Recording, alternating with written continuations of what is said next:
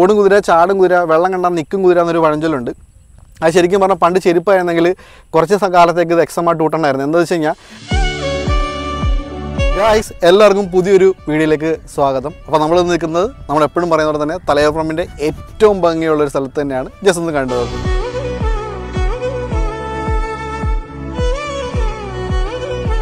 അപ്പോൾ ഗായ്സ്, നമ്മൾ പറഞ്ഞിട്ടുണ്ടായിരുന്നു 20,000 കിലോമീറ്റർ ആകുമ്പോഴത്തേക്കും നമ്മൾ കരീസ്മ XMR-ൻ്റെ കംപ്ലീറ്റ് റിവ്യൂ ഇടും. അതായത് ഒരു കസ്റ്റമർ ഇനി മേടിക്കണോ വേണ്ടയോ, എന്തൊക്കെ കംപ്ലയിൻറ്റ് നമ്മൾ ഫേസ് ചെയ്തു, അതൊക്കെ ഹീറോയിൽ നിന്ന് റെക്ടിഫൈ ചെയ്ത് തന്നോ, അങ്ങനെയുള്ള എല്ലാ കാര്യങ്ങളും ഡീറ്റെയിൽ ആയിട്ടാണ് നമ്മൾ സംസാരിക്കാൻ പോകുന്നത്. അപ്പോൾ വീഡിയോ ഫുള്ളായിട്ട് തന്നെ കാണണം കേട്ടോ. ആദ്യം തന്നെ നമ്മൾ മനസ്സിലാക്കേണ്ട ഒരു കാര്യം എന്ന് വെച്ച് കഴിഞ്ഞാൽ, ഏതൊരു വാഹനമാണെങ്കിലും അവരുടെ വേർഷൻ 1, അതായത് ആദ്യത്തെ വേർഷൻ വരുന്ന ഏതൊരു കമ്പനിയുടെ ഏതൊരു വാഹനം ആയിക്കോട്ടെ, എത്ര രൂപയുടെ ആയിക്കോട്ടെ, പോസിബിളി ഇന്ത്യയിൽ ഡെലിവറി ചെയ്യുന്ന വാഹനങ്ങൾക്ക് അവർ ശരിക്കും പറഞ്ഞാൽ ഒരു ഡെഡിക്കേറ്റഡ് ആയിട്ടുള്ള ഐഡിയലി നടക്കുന്ന പ്രാക്ടിക്കലി എന്തൊക്കെ പ്രശ്നങ്ങൾ വരാമെന്നുള്ള ടെസ്റ്റുകളോ കാര്യങ്ങളൊന്നും ചെയ്യുന്നുണ്ടാവില്ല. അവരെങ്ങനെയാണ് സോർട്ട് ചെയ്യുന്നത് നിങ്ങൾക്കറിയാം. ഓരോ യൂസർ പറയുന്ന കംപ്ലയിൻറ്റുകൾ അവർ രജിസ്റ്റർ ചെയ്യുകയും അത് ഒന്നിലധികം കസ്റ്റമേഴ്സ് അതേ സെയിം ഫീഡ്ബാക്കാണ് തരുന്നതെങ്കിൽ അതിൽ ചേഞ്ച് വരുത്തി വേർഷൻ 2-ൽ കംപ്ലീറ്റ് പാക്കേജ് ആക്കി വാഹനം ഇറക്കുക എന്നുള്ളതായിരിക്കും അവരുടെ ലക്ഷ്യം, അല്ലേ? ആ സെയിം ഇഷ്യൂ തന്നെയാണ് കരീസ്മ XMR 210-ൽ സംഭവിച്ചിട്ടുള്ളത്. ഓരോന്നായിട്ട് പറയാം. അപ്പോൾ നിങ്ങൾക്ക് ഇതിപ്പോൾ കാണുന്നവരിൽ കുറേ പേരൊക്കെ യൂസേഴ്സും ഉണ്ടാകും. അവരുടെ അഭിപ്രായങ്ങളോടെ കമൻറ്റ് ചെയ്യണം കേട്ടോ.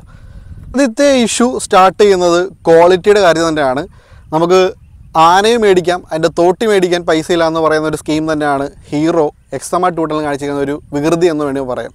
വേറെ ഒന്നുമല്ല, സ്വിച്ചസ് ഒരു ക്വാളിറ്റി ഇല്ല. മഴ പെയ്ത് കഴിഞ്ഞാൽ ഒരു സ്വിച്ച് അങ്ങ് ഞെക്കി കഴിഞ്ഞാൽ സ്വിച്ച് അങ്ങ് പോയി കഴിഞ്ഞാൽ പിന്നെ വെയിൽ വരെ നമ്മൾ കാത്തിരിക്കണം ആ സ്വിച്ച് തിരിച്ചു തരാൻ വേണ്ടി. ആ സ്വിച്ച് ഉണ്ടാക്കിയ പ്രശ്നമാണ് മെജോറിറ്റി യൂസേഴ്സിന് XMR 210 എന്നൊരു വാഹനത്തിനെ കുറച്ചെങ്കിലും നെഗറ്റീവ് ഉള്ളിലേക്ക് കൊണ്ടുവന്നത്. എന്താണെന്ന് വെച്ച് കഴിഞ്ഞാൽ, നമ്മുടെ പവർ സ്വിച്ച് കംപ്ലൈൻ്റ് ആകും. എന്ന് വെച്ച് കഴിഞ്ഞാൽ വാഹനം സെൽഫ് എടുക്കത്തില്ല, നമ്മുടെ വണ്ടിക്ക് കിക്കറില്ലല്ലോ, റോട്ടിൽ കിടക്കും. അങ്ങനെ ഇഷ്യൂ ഉണ്ടായ കുറേ പേരുണ്ട്. അതായത് ഈ സ്വിച്ചസ് കൊള്ളത്തില്ലായിരുന്നു. അപ്പോൾ നമ്മൾ കംപ്ലൈൻറ്റ് റേസ് ചെയ്തു. അത് കഴിഞ്ഞ് ഒരു 3 മാസം കഴിഞ്ഞപ്പോഴത്തേക്കും അവർ വിളിച്ചു, പുതിയ സ്വിച്ചസ് വന്നു, മാറ്റി തരാമെന്ന് പറഞ്ഞു. 2 സ്വിച്ച് മാറ്റിയിട്ടുണ്ട്. ഇപ്പോൾ യാതൊരു കംപ്ലൈൻറ്റും ഇല്ല. അതിന് മുന്നേ കഷ്ടപ്പെട്ട കുറേ ആൾക്കാർ ഈ കൂട്ടത്തിലുണ്ട്.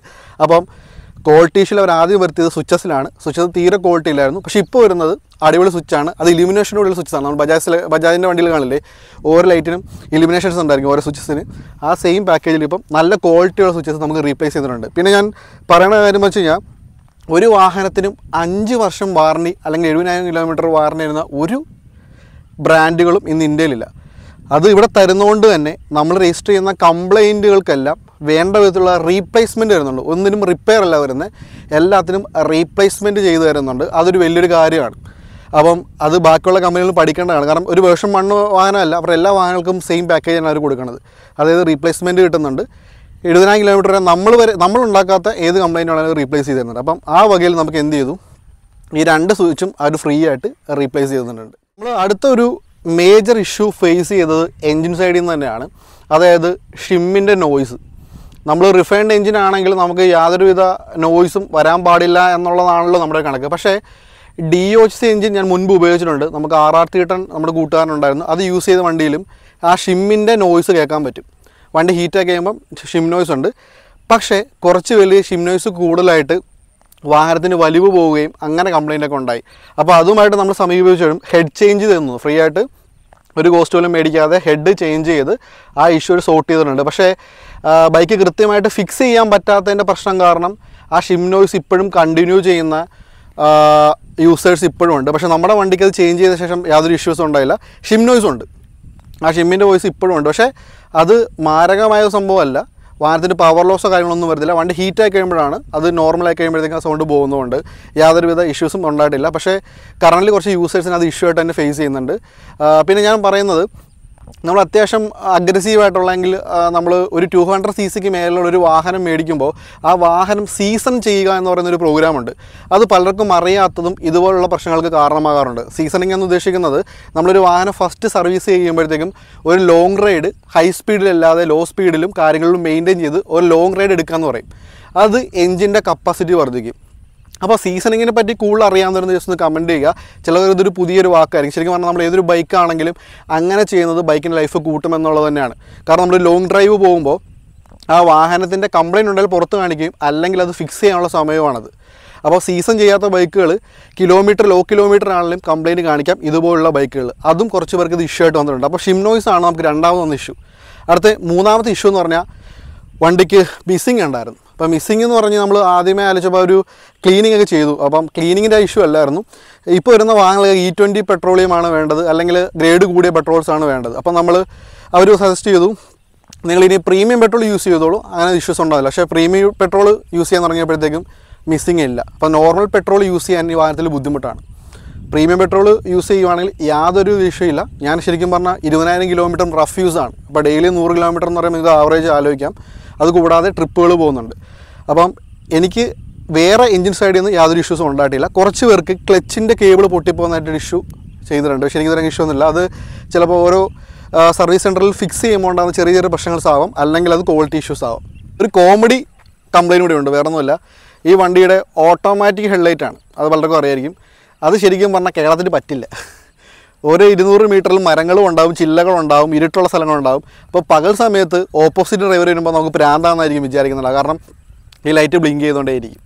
കാരണം സെൻസറിൽ ഷെയ്ഡ് മറയുമ്പോഴത്തേക്കും ലൈറ്റ് ഓൺ ആവും, ഷെയ്ഡ് പിന്നെ ലൈറ്റ് ആകുമ്പോഴത്തേക്കും ലൈറ്റ് ഓഫ് ചെയ്യും. അതാണ് എൻ്റെ സിസ്റ്റം. അപ്പം നമ്മൾ പോകുമ്പോൾ ഒരു തണലുണ്ടെങ്കിൽ തണൽ കയറി കഴിയുമ്പോൾ ലൈറ്റ് ഓണാവും, മഴക്കാറുണ്ടെങ്കിൽ ലൈറ്റ് ഓണാവും. അപ്പോൾ അങ്ങനത്തെ ഇഷ്യൂസ് വരുമ്പോഴത്തേക്കും ഓപ്പോസിറ്റ് വരുമ്പോൾ നമ്മൾ മറ്റേ ക്രിസ്മസിൻ്റെ ബൾബ് ഇട്ടുകൊണ്ട് വരുന്ന സെറ്റപ്പ് ആയിരിക്കും ആൾക്കാർക്ക് തോന്നുന്നുണ്ടാവുക. അത് ഓഫ് ചെയ്തേക്കാനുള്ള ഓപ്ഷൻ ഉണ്ട്. പക്ഷേ ഓഫ് ചെയ്ത് വെച്ച് കഴിഞ്ഞാൽ പിന്നെ ലൈറ്റ് ഓണാക്കാൻ പിന്നെ ആ സിസ്റ്റം മാറ്റേണ്ടി വരും. അപ്പോൾ അതൊരു ബോറിംഗ് ആയിട്ട് എനിക്ക് തോന്നുന്നുണ്ട്. അല്ലെങ്കിൽ ആ സെൻസറിൻ്റെ സെൻസിറ്റിവിറ്റി അഡ്ജസ്റ്റ് ചെയ്യുന്ന രീതിയിലാക്കണം, അല്ലെങ്കിൽ ടൈമർ വെച്ച് നമുക്ക് സെറ്റ് ചെയ്യാൻ പറ്റുന്ന എന്തെങ്കിലും രീതിയിലാക്കുവാണെങ്കിൽ കുറച്ചും കൂടെ ബെറ്റർ ആയിരിക്കും. പിന്നെ ബാക്കി ഫീച്ചേഴ്സ് എന്ന് പറയുമ്പോൾ ടെലിസ്കോപ്പിക് സസ്പെൻഷൻ വന്നത് ശരിക്കും പറഞ്ഞാൽ ബോറിംഗ് ആണ്. ഈ റേറ്റിൽ അഫോർഡബിൾ ആണ്. പക്ഷേ അതുണ്ടായതിൽ കുറച്ചും കൂടെ വണ്ടിക്ക് പക്ക സ്റ്റെബിലിറ്റി ഫീൽ ചെയ്തതെന്ന് എനിക്ക് തോന്നിയിട്ടുണ്ടായിരുന്നു. പിന്നെ ഈ വൈസറിൻ്റെ സ്വിച്ചില്ല അഡ്ജസ്റ്റ് ചെയ്യുന്നത്, ശരിക്കും പറഞ്ഞാൽ ഈ വണ്ടിയിൽ യാതൊരു ആവശ്യമില്ലാത്തൊരു ഫീച്ചറാണിത്. കാരണം ഒരു 2 to 3 സെൻറ്റിമീറ്റർ ഇത് അപ്പാവുന്നുള്ളൂ. ഇത് കാരണം നല്ല വൈബ്രേഷൻസ് ഇപ്പോൾ ഉണ്ടാകുന്നുണ്ട്.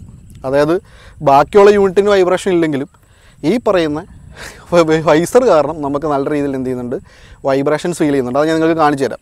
കൂടാതെ നമുക്ക് കിറ്റിൽ വൈബ്രേഷൻ വന്ന് തുടങ്ങിയിട്ടുണ്ട്.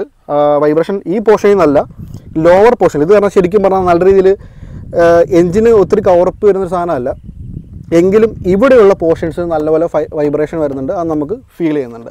അപ്പോൾ ഇതൊക്കെയാണ് നമുക്ക് കിറ്റിന്ന് വന്നുള്ളതും. പിന്നെ ടെലിസ്കോപ്പിക് സസ്പെൻഷൻ്റെ കേസ് ഞാൻ പറഞ്ഞല്ലോ, അതും നല്ലൊരു വിഷയമായിട്ട് എനിക്ക് ഫീൽ ചെയ്യുന്നുണ്ട്. നമ്മൾ നോക്കുമ്പോൾ വാഹനത്തിൻ്റെ ടയർ 2 ഞാൻ മാറ്റമുണ്ട്.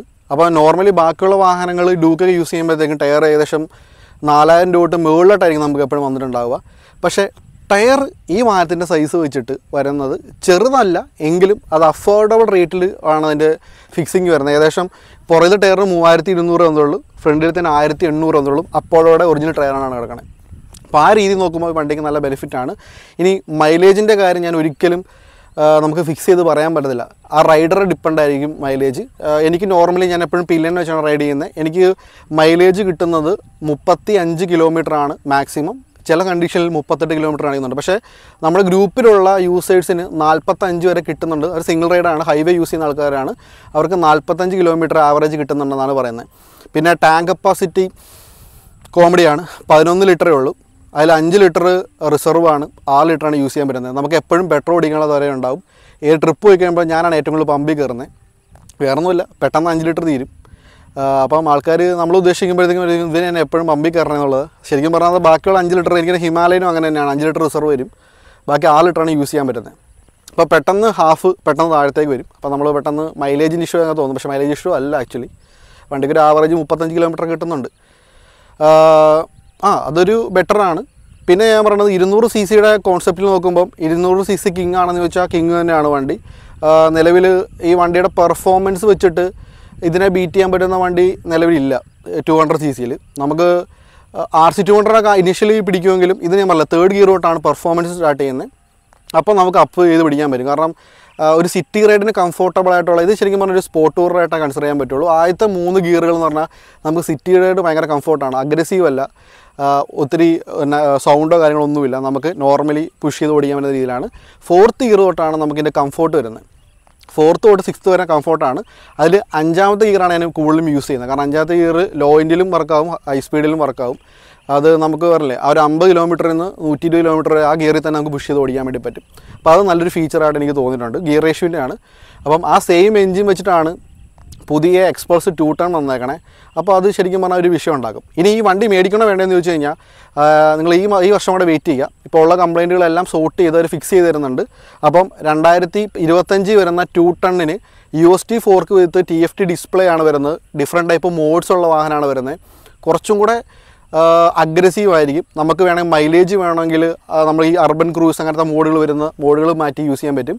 അപ്പം ഇനി വരുന്ന വാഹനങ്ങളിൽ എന്തായാലും ഇതുപോലത്തെ കംപ്ലയിൻ്റ് ഉണ്ടാകാൻ സാധ്യത. കാരണം നമ്മൾ റിപ്പോർട്ട് ചെയ്യുന്ന കംപ്ലയിൻറ്റുകൾ അവർ സോർട്ട് ചെയ്യാൻ വേണ്ടി ചെയ്യുന്നുണ്ട്. പിന്നെ ഞാനൊരു സാധനം പറയാൻ പറഞ്ഞതുകൊണ്ട്, ഓടും കുതിര ചാടും കുതിര വെള്ളം കണ്ടാൽ നിൽക്കും കുതിര എന്നൊരു പഴഞ്ചൊല്ലുണ്ട്. അത് ശരിക്കും പറഞ്ഞാൽ പണ്ട് ചെരുപ്പായിരുന്നെങ്കിൽ കുറച്ച് കാലത്തേക്ക് ഇത് XMR 2 ടൺ ആയിരുന്നു. എന്താണെന്ന് വെച്ച് കഴിഞ്ഞാൽ നമ്മൾ സർവീസ് സ്റ്റേഷനിൽ കയറി പവർ വാഷ് ചെയ്യുകയാണെങ്കിൽ വാഹനം നമ്മൾ ഈ അകത്തോട്ട്, അതായത് അകത്തേക്ക് സർവീസ് ചെയ്യുന്ന സമയത്ത് സോക്കറ്റ് നമ്പി വെള്ളം കയറിയിട്ട് വണ്ടി ഷോർട്ടാകുന്നൊരു പരിപാടി ഉണ്ടായിരുന്നു. അത് കലാപരമാണ്. അമ്മ പ്രേതം കയറി എന്നൊക്കെ പറഞ്ഞ് രാത്രി തന്നെ വിളിച്ചു, നട്ടപ്പാർക്ക് 1 മണിക്ക്. ഞാൻ നോക്കുമ്പോഴത്തേക്കും വണ്ടിയുടെ DRL മിന്നി കത്തിക്കൊണ്ടിരിക്കുക. കാരണം അന്ന് രാവിലെ വൈകുന്നേരം അപ്പോൾ വാട്ടർ സർവീസ് ചെയ്തുകൊണ്ട് നിർത്തിയാണ്. അത് കഴിഞ്ഞപ്പോഴാണ് മനസ്സിലായത് വയറിങ്ങിൻ്റെ ഈ സൈഡ് വഴിയാണ്. വയറൊന്നും വണ്ടിയിൽ കാണാനൊന്നും പറ്റില്ല, പക്ഷേ ഇതിനകത്തേക്ക് നോക്കിക്കഴിഞ്ഞാൽ ഫുള്ള് വയർ കാണാൻ പറ്റും. അപ്പം ഈ വയറിനകത്തോട്ട് വെള്ളം കയറും, സോക്കറ്റിനകത്തേക്ക് വെള്ളം കയറിയിട്ട് ഷോർട്ടാകുന്നുണ്ട്. അത് ബാറ്ററീനെയും ഹെൽത്തിനെയും കളയാറുണ്ട്. പലർക്കും ബാറ്ററി അടിച്ചു പോയിട്ടുണ്ട്. അപ്പോൾ അങ്ങനത്തെ ഇഷ്യൂസൊക്കെ ഉണ്ടായിട്ടുണ്ട്. അപ്പോൾ അതിനും അവർ റീപ്ലേസ്മെൻറ്റ് പറഞ്ഞിട്ടുണ്ട്. അതായത് കൂടുതൽ സ്ട്രോങ് ആയിട്ടുള്ള നല്ല സോക്കറ്റുകൾ വരുന്ന വയറിംഗ് കിറ്റുകളും ചേഞ്ച് ചെയ്ത് തരും. അപ്പോൾ ശരിക്കും പറഞ്ഞാൽ 2025 മുതൽ XMR 2 ടൺ എടുക്കുന്ന ആൾക്ക് വർത്തിയസ്റ്റ് പാക്കേജ് ആയിരിക്കും വരുന്നുണ്ടാവുക. റേറ്റ് മാറും കേട്ടോ. ഏകദേശം ഒരു 40,000 ഡിഫറൻസ് ഈ വാങ്ങാനായിട്ട് വരാൻ സാധ്യതയുണ്ടെന്ന് നമുക്ക് പ്രതീക്ഷിക്കാം. കാരണം UST fork TFT display mode അങ്ങനെ പല കാര്യങ്ങളും അതിനകത്ത് ഇൻബിൽഡ് ആയിട്ട് വരുന്നത്. അപ്പം നല്ലൊരു ചേഞ്ച് നമുക്ക് പ്രതീക്ഷിക്കാം. അപ്പോൾ വീഡിയോ ഇഷ്ടപ്പെട്ടാൽ ലൈക്ക് ചെയ്യുക, കമൻറ്റ് ചെയ്യുക. അപ്പോൾ bye from mister Talkie by.